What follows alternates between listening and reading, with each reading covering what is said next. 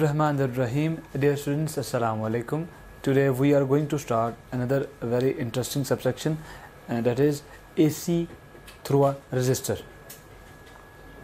हमारे पास जो बेसिक तीन कंपोनेंट्स हैं, रेजिस्टर, कैपेसिटर एंड इंडक्टर, तीनों में जो AC का बिहेवियर है डेट इज़ डिफरेंट. तो आज का सबसेक्शन जो है उसमें हम रेजिस्टेंस में देखेंगे कि AC का जो फ्लो है वो किस तरह होता है. So AC through a resistor.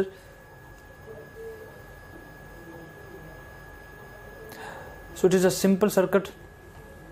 We would have an AC source and there would be a simple resistor. So a circuit in which a resistor is connected in series with an AC source, that would be a simple resistor circuit. This is the AC source and we have a resistance. अब हमारे पास जो ये resistance है ये variable resistor भी हो सकता है. आप भी पाकिस्तान भर से हजारों तलबा की तरह घर बैठे FSC एंड ICS और एंट्री टेस्ट की कंबाइन तैयारी करके अपनी ड्रीम यूनिवर्सिटी में अपना दाखिला यकीनी बना सकते हैं. टॉप ग्रेड पाकिस्तान की वाहिद ऑनलाइन एकेडमी है जो लास्ट 7 ईयर्स से कंसिस्टेंट रिजल्ट्स डिलीवर कर रही है with highest success ratio. And not only this, we publish our scorecards officially every year.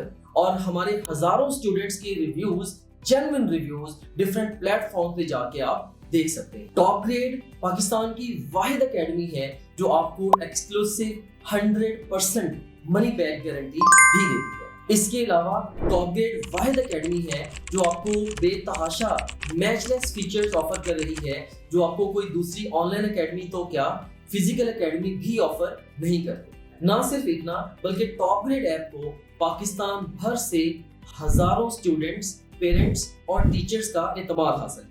अगर आप भी अपने ड्रीम मेडिकल कॉलेज या टॉप नॉच यूनिवर्सिटी में अपना दाखिला यकीनी बनाना चाहते हैं तो अभी टॉप ग्रेड ऐप डाउनलोड करें या हमारी वेबसाइट विजिट करें. And guess what, I have a great news for you. Top grade online academy आपको FSC एंड ICS और एंट्री टेस्ट की तैयारी के लिए 88% तक स्कॉलरशिप ऑफर करती है. ये आपके पास फिक्स रजिस्टर भी हो सकता है. तो अगर हम इसमें AC का बिहेवियर अगर डिस्कस करेंगे तो उसके लिए हम अज्यूम करेंगे कि हमारा जो रजिस्टर है वो एक फिक्स्ड रजिस्टर है. So it is a resistor and voltage across the resistor would be VR and there would be a current flowing through this resistor. Resistor बिल्कुल हमारा बेसिक सर्किट होता है और इसके अंदर जो हम दो टेक्निक से यूज़ करते हैं वो हमारे पास KCL and KVL, Kirchhoff's voltage rule and Kirchhoff's current rule. ये दोनों ऐसी टेक्निक्स हैं कि हमारे पास अगर सर्किट का रजिस्टर का सर्किट दिया जाए चाहे वो जितना भी कॉम्प्लिकेटेड क्यों ही ना हो, एक रजिस्टर है, दो रजिस्टर हैं, either they are in series और in parallel, we would use KVL and KCL to solve the circuit.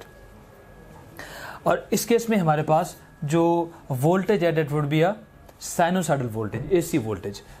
और इसकी इक्वेशन आपके पास क्या है, V would be equal to VM, that is maximum voltage sin of omega t. So क्योंकि ये हमारे पास operator sine wave है तो साइन वेव हम जानते हैं उसका जो बिहेवियर है that would be like this. This will be the maximum voltage. This is the another peak minus Vm, and this is the variation of this voltage. अब इस वेव को देख के हमें किस चीज़ का आइडिया हो रहा है कि हमारे पास जो वोल्टेज है वो कांस्टेंट नहीं है बल्कि वो वेरिंग है with the time, starting from the 0 to maximum again to 0 and it will increase to the maximum in another direction. इसका मतलब है हमारा जो करंट होगा सर्किट का उसको कंट्रोल कौन कर रहा है, वो वोल्टेज की वजह से प्रोड्यूस हो रहा है. I would be equal to voltage of the source divided by the resistance of the circuit. So अगर आपका वोल्टेज साइनोसाइडल है तो डेफिनेटली आपका जो करंट है वो भी साइनोसाइडल होगा. सो यहाँ से हमें एक जो व्यू मिलता है वो क्या मिलता है कि हमारे पास जब हम करंट मेजर करेंगे तो हमें करंट की एक वैल्यू नहीं मिलेगी बल्कि वो वैल्यू क्या होगी, ग्रेजुअली वो चेंज होगी जैसे हमारी वोल्टेज चेंज हो रही है. लेकिन हमारे पास एक्चुअल जो प्रैक्टिस है, एक्चुअल जो प्रोसेस है उसमें अगर आप डिजिटल मल्टीमीटर से करंट मेजर करें तो आपको एक कांस्टेंट वैल्यू करंट की मिलेगी. तो वो जो आपको करंट की वैल्यू मिलेगी वो हमारे पास ये वेव फॉर्म नहीं है, बल्कि वो हमारे पास आरएमएस वैल्यू होती है, ठीक है। सो सिर्फ चीज़ों को हम रिकॉल करेंगे। एक तो आपके पास ये पीक वैल्यू है, एक एवरेज वैल्यू है, और एसी की एवरेज वैल्यू वो हमेशा ज़ीरो होती है, चाहे वो वोल्टेज हो या वो करंट हो। तो इस चीज़ से बचने के लिए हम जो नई एक वैल्यू डिफाइन करते हैं, that is RMS, root mean square current and voltage, ठीक है। तो इसके पर्टिकुलर सबसेक्शन में इसको मैं डिटेल से डिस्कस किया था, व्हाट इज़ आरएमएस। और यहाँ पे हमारे पास जब हम वैल्यू मेजर करेंगे तो हमारे पास कौन सा करंट होगा, वो हमारे पास आरएमएस करंट होगा, और जो वोल्टेज मेजर करते हैं वो भी हमारी कौन सी होती है, आरएमएस। सो इन जनरल जब भी हम डिस्कशन कर रहे हो एसी की रजिस्टर के साथ, और जब भी हम बात वोल्टेज की करें या करंट की करें, तो अंडरस्टूड है कि हम वो किस वोल्टेज और करंट की बात कर रहे हैं, वो हम आरएमएस की बात कर रहे हैं, ठीक है। ना एवरेज की बात कर रहे हैं, ना हम इंस्टेंटेनियस या पीक टू पीक बात कर रहे हैं, we are talking about the RMS value, ठीक है। So it is understood. अब वर्किंग में आप देखें, at any instant voltage and current can be found as V is equal to V naught sin omega t, and definitely current would be in the same shape, I is equal to I naught sin omega t. V naught is the maximum voltage, and in the same manner I naught would be the peak of the current waveform. और यहाँ पे आप देखें दोनों जो आपके पास current and voltage वो दोनों इन फेज होंगे। ये आप जानते हैं कि आपके रेजिस्टर की प्रॉपर्टी होती है कि दोनों के दरमियान फेज शिफ्ट नहीं होता, दोनों जो हैं वो इन फेज होते हैं। सो अगर हम पावर फैक्टर की बात करें तो हमारे पास जो एसी विद रेजिस्टर है, इस सर्किट का पावर सोर्स क्या पावर फैक्टर क्या होगा, that is cos theta, and theta would be equal to 0, so cos 0 would be equal to 1. So power factor is maximum in the case of resistor, that is 1. So characteristics of AC through a resistor. Voltage and current are in phase, ये हम already देख चुके हैं, दोनों में कोई phase difference नहीं होगा। इफ वन इंक्रीजेज और decreases the other do the same.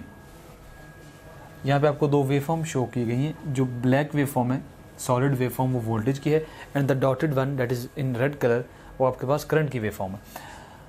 तो आप देखें दोनों की एम्पलीट्यूड में डिफरेंस है, मैग्नीट्यूड में डिफरेंस है। आपका करंट की मैग्नीट्यूड कम है, लेकिन आपके वोल्टेज की जो मैग्नीट्यूड है वो ज़्यादा है। एज इसी तरह लेकिन आप देखें दोनों की वेरिएशन सेम है, दोनों जो है वो जीरो सेम टाइम पे हो रहे हैं, दोनों की जो मैक्सिमम वैल्यू वो सेम पॉइंट पे आ रही है। Again they would become to zero, here is maximum at the same point, zero at the same point and maximum at the same point. It means the variation of the current will be the analogy of the variation of voltage. जो variation voltage में होगी exactly वही current में होगी।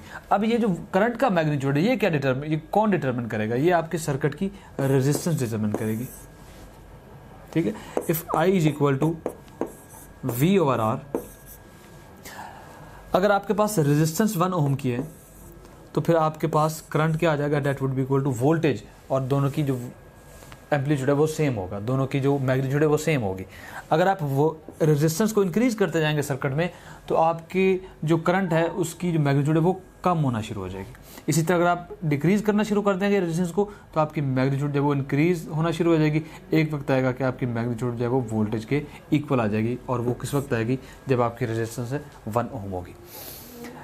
अब जब voltage और current दोनों की मैग्नीट्यूड सेम होगी तो एक ख्याल आता है कि क्या ऐसा भी हो सकता है कि करंट की मैग्नीट्यूड ज़्यादा हो वोल्टेज से। It is not possible in simple AC circuit जहाँ पे हमारे पास रेजिस्टर है, तो ये पॉसिबल नहीं है कि वोल्टेज की वैल्यू कम हो और करंट की वैल्यू ज़्यादा हो। It is not possible. In case of resonance ये पॉसिबल है जहाँ पे आपके पास तीनों कंपोनेंट हों, रेजिस्टर, कैपेसिटर और इंडक्टर। लेकिन अगर सिर्फ रेजिस्टर होगा सो इट इज़ नॉट पॉसिबल कि हमारा करंट जो है वो वोल्टेज की वेव फॉर्म से उसकी मैग्नीट्यूड ज़्यादा है। We will talk about instantaneous power. In power at any instant in the circuit can be found as P is equal to I square R, और product of voltage and current, और इसको हम V square over R से भी express कर सकते हैं, ठीक है। तो किसी भी इंस्टेंट पे अगर हमने रेजिस्टर के क्रॉस पावर कैलकुलेट करनी है तो ये तीनों फार्मूला जो है हम ये यूज़ कर सकते हैं। If we have series circuit we will use I square R, if we have parallel circuit we will use V square over R, and in general we can use VI either in series or parallel. These equations satisfied when voltage and current are in same phase. इसका मतलब है ये जो आपके पास equation है power find करने के लिए, ये सिर्फ आप रेजिस्टर में यूज़ करेंगे, क्योंकि रेजिस्टर ही ऐसा कंपोनेंट है जहाँ पे आपके वोल्टेज और करंट जो है वो इन फेज होते हैं। अगर ये आउट ऑफ फेज होंगे, these would not be 100% accurate. So topic हमारा कंप्लीट हो चुका है, अब इसके क्वेश्चंस की प्रैक्टिस करते हैं। A 220 volt main supply is connected to the resistance of 100 kilo ohm. The effective current would be 2.2 milliampere, 2.2 into square root of 2 milliampere, 22 or square root of 2 and none of these. तो सबसे पहले तो हम इसका जो है वो current evaluate करेंगे और उसके बाद हम इसकी वैल्यू फाइंड करेंगे और वो वैल्यू आपके पास आएगी 2.2 मिली एम्पेयर। इसको आप एवेल्यूएट कैसे करेंगे?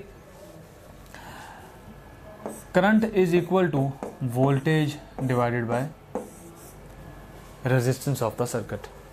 Voltage is given as 220 volt and resistance is 100 kilo ohm. इसको आप जब डिवाइड करेंगे तो आपके पास आ जाएगा 2.2 milli ampere. This is your current. अब यहाँ पे देखें एक चीज़ जो आपको कहा कि effective current.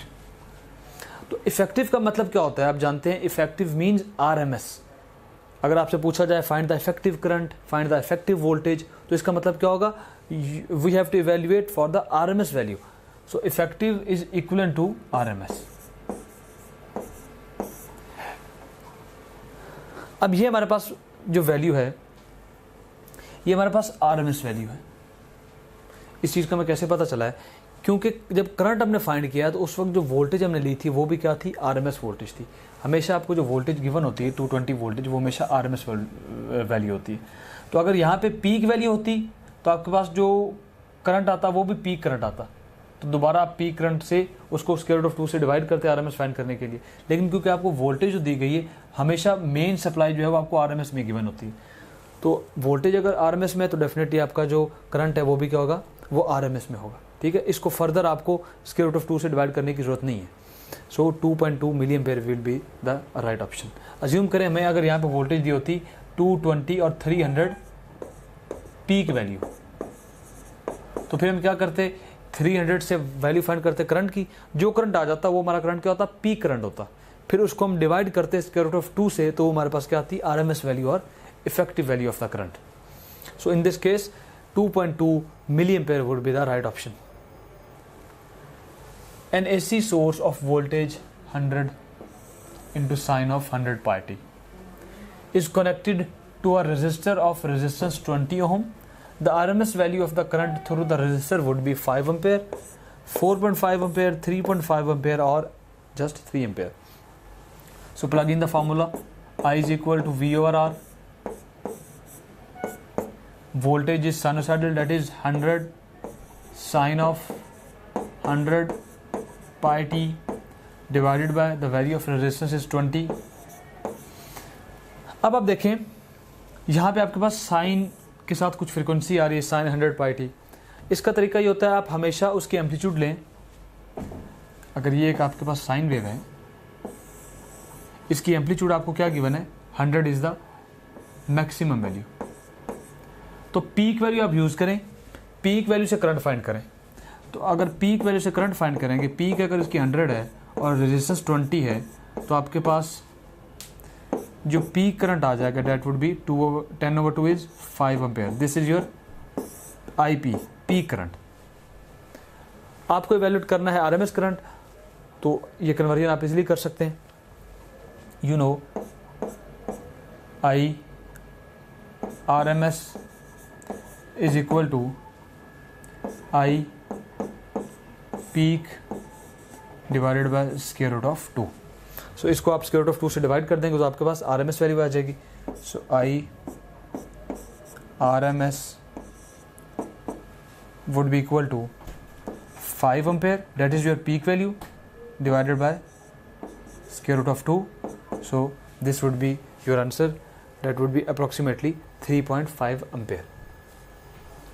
So Charlie is the right option. Two wires when connected in series has equivalent resistance 18 ohm, and when connected in parallel has an equivalent resistance of 4 ohm. Calculate the resistance.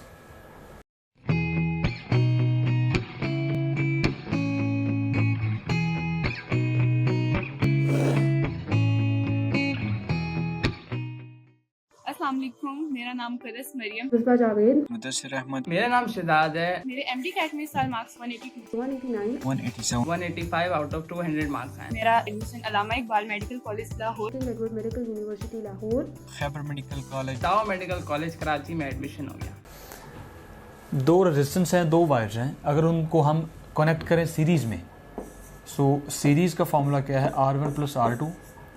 उनको अगर series में connect करें तो उन दोनों का जो equivalent है वो क्या आएगा, 18 ओम. और अगर उनको पैरेलल में कनेक्ट करें तो उन दोनों का इक्विवेलेंट आएगा 4 ओम्स. सो पैरेलल का इक्विवेलेंट आप कैसे फाइंड करते हैं, R1 R2 divided by R1 plus R2 that would be equal to 4 ohm. ठीक है. सो ये सीरीज़ का इक्विवेलेंट और ये पैरेलल का इक्विवेलेंट, आप दोनों, अब आपने दोनों रेजिस्टर की वैल्यूज़ को इवैल्यूएट करना है. So we have to just solve this equation. और इसको आप इंटेलिजेंटली सॉल्व कैसे करेंगे कि आपका जो टाइम है वो भी कम लगे. R1 प्लस R2 की जो वैल्यू है वो आप यहाँ पे प्लग इन करें. So this would become R1 into R2 divided by R1 plus R2 की जगह आ जाएगा 18 इज इक्वल टू 4. ठीक है. 18 को आप 4 से मल्टीप्लाई करें. So R1 into R2 would be equal to 18 multiply by 4 would be equal to 62.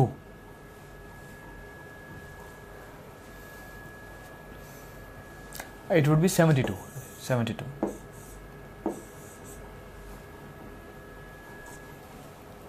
अब आपके पास दो इक्वेशंस हैं, this is equation 1 and this is equation 2.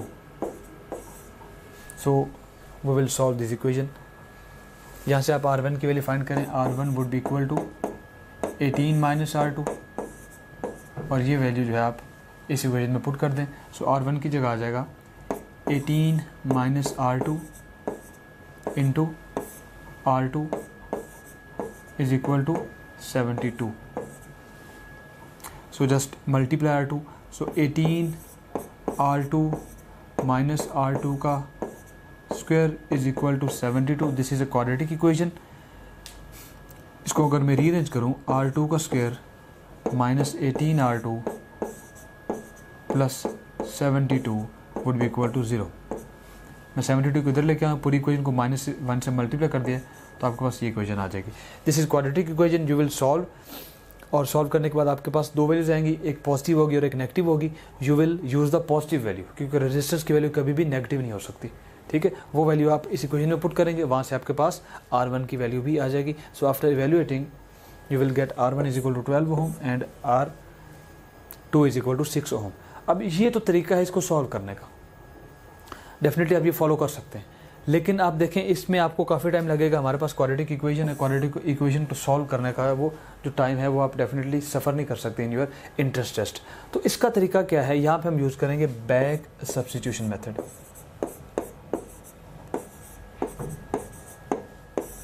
चारों आपके पास ऑप्शंस है, आप इनको ट्राई करें अपनी इक्वेशन में. देखें इन दोनों का पैरेलल जो है, सीरीज़ देखें आप, दोनों का सीरीज़ 18 आना चाहिए. तो सीरीज़ में क्या करना है, सिंपल आपने ऐड करना है.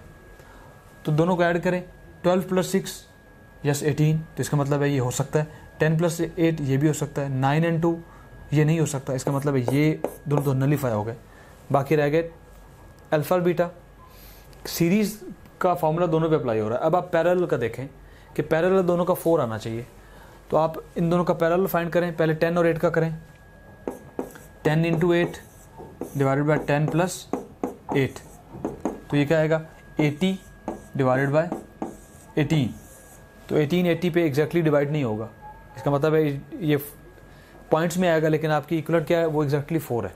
So this option is also discarded. अब 12 और 6 एक ही रह गया, तो डेफिनेटली आपका ये राइट आंसर होगा.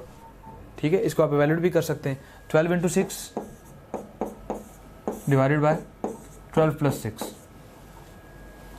That is equal to 72 over 18 and 72 over 18 is equal to 4. So parallel is equal to 4 ohms. So इस तरह आपका जो ऑप्शन होगा वो अल्फा ऑप्शन होगा। सो आई विल रिकमेंड यू कि आप जैसे भी आपको क्वेश्चन दिया जाए तो आपने इसको सॉल्व नहीं करना, ठीक है, आपको बहुत टाइम लेगा। आपने क्या करना है, अगर तो आपके पास बहुत टाइम है तो you can solve, but I am sure कि इतना आपके पास टाइम नहीं होता। So just come to the options, then you will back substitute the value of the resistance one by one. पहले आप सीरीज चेक कर लें सबके ऊपर, वो चेक करना आसान है, और जब आप चेक कर लेंगे उसमें कुछ ऑप्शंस डिस्कार्ड हो जाएंगे, बाकी जो रह जाएंगे फिर उनको आप उनका पैरेलल चेक करें, ultimately you will reach your best option. So alpha is the right option. The response of which one is same both in AC and DC? Capacitor, resistor, inductor और both capacitor and inductor। आप जानते हैं कि हम resistor को कहते हैं it is a basic element, it is a DC element.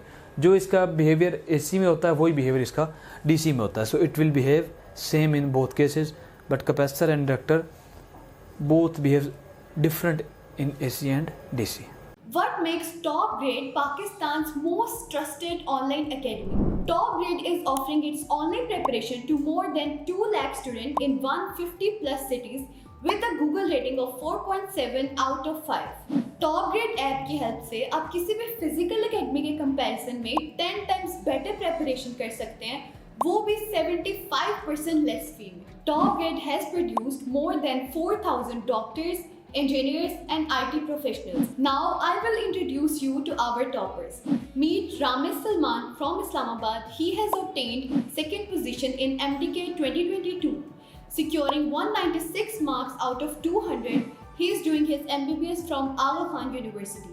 Meet Radia Waheed from Jhelum. She obtained fourth position in MDK 2022, securing 194 marks out of 200. She is a student of King Edward Medical University. Meet another top grader, Mehroz Ismail from Burewala. She secured fourth position in MDK 2020. She achieved an impressive score of 193 out of 200. She is currently studying at King Edward Medical University. Meet brilliant top grader Muhammad Ali from Sargodha. He secured a seat in NUST, one of the leading universities of Pakistan. अब मैं आपको मिलवाती हूँ माहीन खालिद से, जिनका ताल्लुक आज़ाद कश्मीर से है। She also secured her admission in NUST. You can also be our next topper. So what are you guys waiting for? Visit topgrade.pk and sign up free to get up to 100% scholarship for online preparation of FSC, MDCAT, ECAT, NUST, NUMS, AKU, PIAS, FAST and GK entrance exams. A 50 volt battery is connected across a 10 ohm resistor. The current in the resistor is 4.5 ampere and the internal resistance of the battery would be equal to 1.1 ohm, 0.5 ohm, 5.0 ohm और none of above. So हम battery के internal resistance को evaluate करना है, तो सबसे पहले हम इसका सर्किट ड्रॉ करेंगे। We have given a battery and there is always some internal resistance of the battery. This is the load resistance. आपको लोड रेजिस्टेंस गिवन है, दिस इज इंटरनल रेजिस्टेंस, और ये आपकी voltage of the battery. Battery की voltage आपको given है 50 volt और आपको इंटरनल रेजिस्टेंस एवेल्यूएट करनी है and resistance of the load is 10 ohm. So simple आप यहाँ पे केवीएल अप्लाई करें, Kirchhoff's voltage rule. Kirchhoff voltage rule क्या कहता है? voltage of the battery should be equal to the voltage across this resistance and voltage across this resistance. अब आपके circuit में जो करंट फ्लो कर रहा है that is I, और I की वैल्यू भी आपको गिवन है, value of I is 4.5 ampere. तो इसके अक्रॉस वोल्टेज कैसे आएगा? रेजिस्टेंस को मल्टीप्लाई कर देंगे करंट से, IR, प्लस इसके अक्रॉस वोल्टेज भी इसी तरह आएगा, current multiplied by resistance. So plug in the value of VB. VB is 50. Current की वैल्यू क्या है? 4.5 into R plus 4.5 into resistance. Its value is 10 ohm. So 50 would be equal to 4.5 R plus 4.5 into 10, that is 45. सो अगर आपने are calculate करना है तो आप equation को रीअरेंज करें। So 4.5 R would be equal to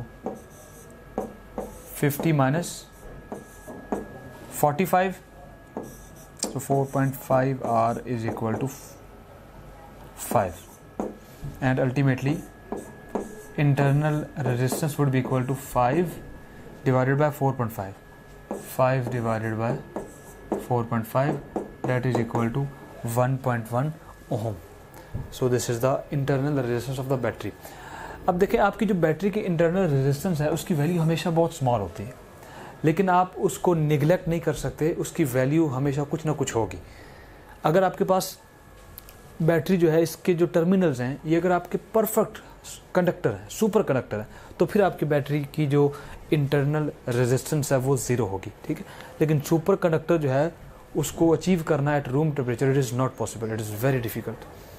So there would be always some internal resistance associated with the battery.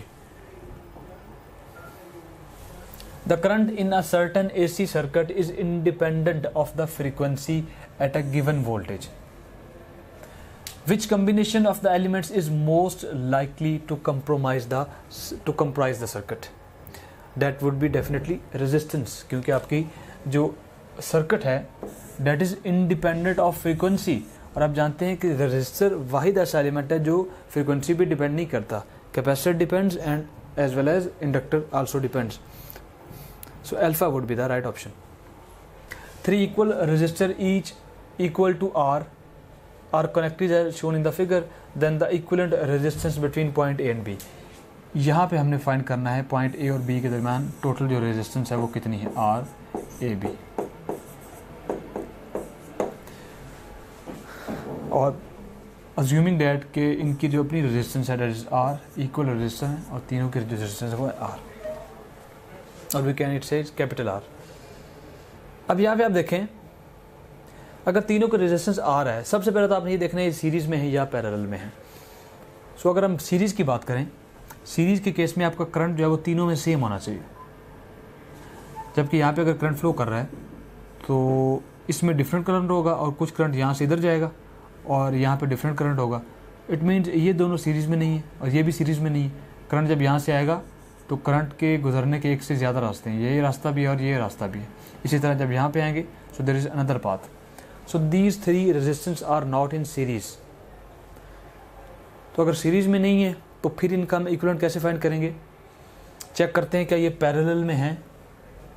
So normally जो parallel का व्यू आपके माइंड में होता है स्टूडेंट्स के, वो ये होता है कि ऐसे रजिस्टर होंगे और तीनों क्या होंगे, आपस में कनेक्ट होंगे, या ऐसे होंगे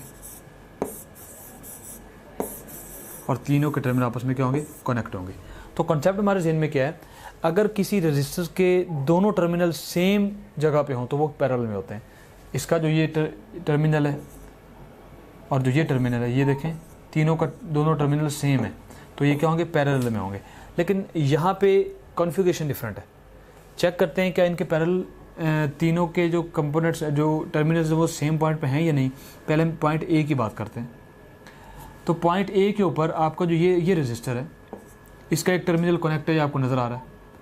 अब आप देखें इस रजिस्टर का एक टर्मिनल कहाँ पे है, वो भी इसी के साथ कनेक्ट है through this wire. It means इस पॉइंट के ऊपर आपका एक टर्मिनल जो है वो इस रजिस्टर का भी है, इस रजिस्टर का भी है. अगर आपके एफएससी में मार्क्स अच्छे हैं और आपने हमारे वीडियो लेक्चर्स की हेल्प से अपने कॉन्सेप्ट्स को बिल्ड किया और प्लेएबल स्लाइड्स की हेल्प से रिवीजन की और हमारे क्वेश्चन बैंक में मौजूद 30,000 से ज़्यादा क्वेश्चंस को सॉल्व किया और अपनी गलतियों से सीखा, तो आपकी ड्रीम यूनिवर्सिटी में, आपके ड्रीम कोर्स में आपकी सीट 100% सिक्योर है. So what are you guys waiting for? Visit topgrade.pk and sign up free to get up to 100% scholarship for online preparation of FSC, MDCAT, ECAT, NAST, NUMS, AKU, PAS, FAST and GK entrance exams. ठीक है, अब इसको check करते हैं. इसका एक terminal ये है तो ये भी डायरेक्टली इसके साथ कनेक्ट है.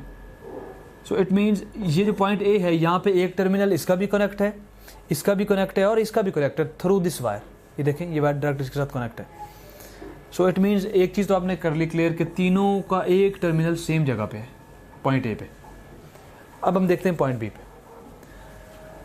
सो पॉइंट बी पे एक तो टर्मिनल इस रजिस्टर का है और साथ और किसका है, ये देखें इस रजिस्टर का भी है क्योंकि इसका टर्मिनल यहाँ पे कनेक्ट है, और साथ ही इस रजिस्टर का भी है। तो इसका मतलब है पॉइंट बी के ऊपर भी तीनों का एक टर्मिनल जो है वो कनेक्टेड है।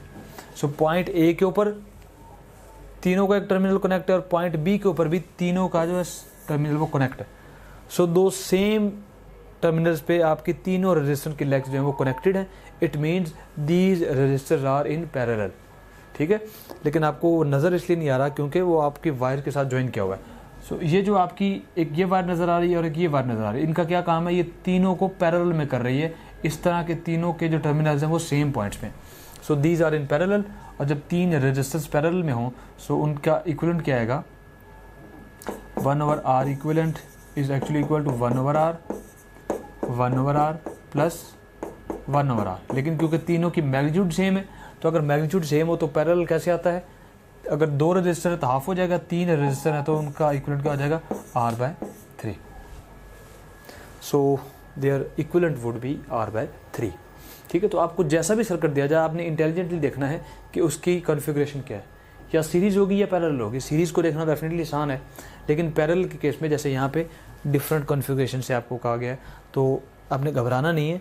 पैरेलल डेफिनेटली कॉन्सेप्ट वो यूज़ करना है, लेकिन उसको थोड़ा सा क्लोजली देखना है, उसको जूम इन करना है कि क्या वाकई दोनों के टर्मिनल्स एक जगह पे हैं। तो अगर तो होंगे तो फिर आपके पास पैरेलल आप इजीली उसका इक्विवेलेंट कैलकुलेट कर सकते हैं। This is all for today students, thank you very much. You can also download TopGrade app from Google Play Store or App Store. Visit www.topgrade.pk. For more information, contact the given numbers.